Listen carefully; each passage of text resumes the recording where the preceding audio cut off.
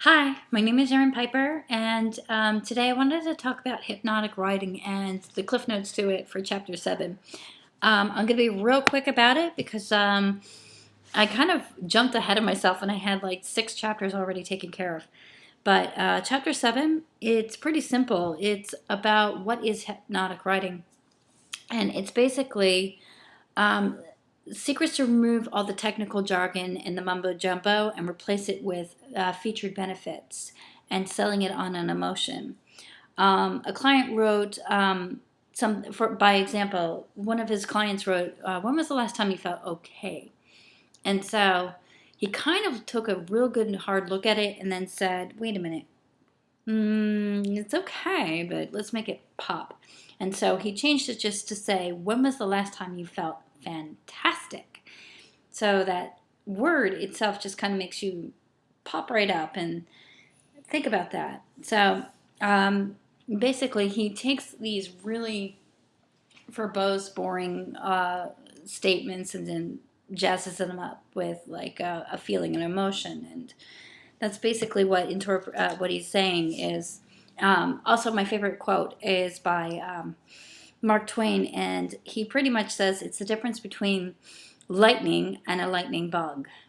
So, one's going to have zest and zeal, and the other one is just going to be like, meh. So, you want, of course, the one that's going to have a little bit more pop to it. He recommends getting a thesaurus. This is where it's going to really help you with that zest.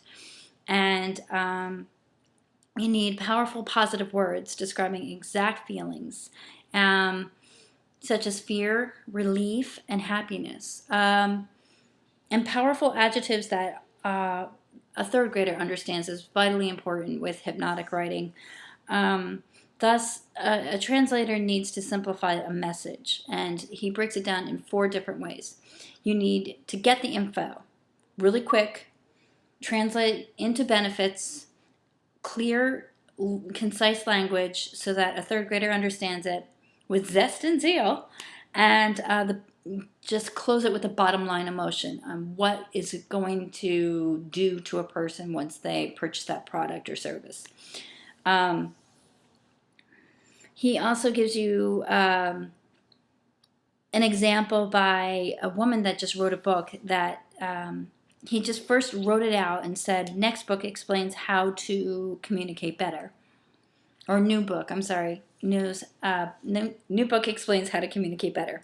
When you take a look at the sentence, it's too wordy, complicated, doesn't really speak emotion. It's kind of flat, and it's not in a very convincing way.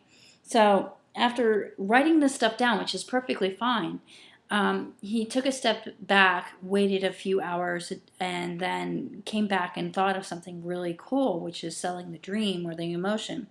And he revised that sentence to state, female Pentagon advisor reveals tips to success.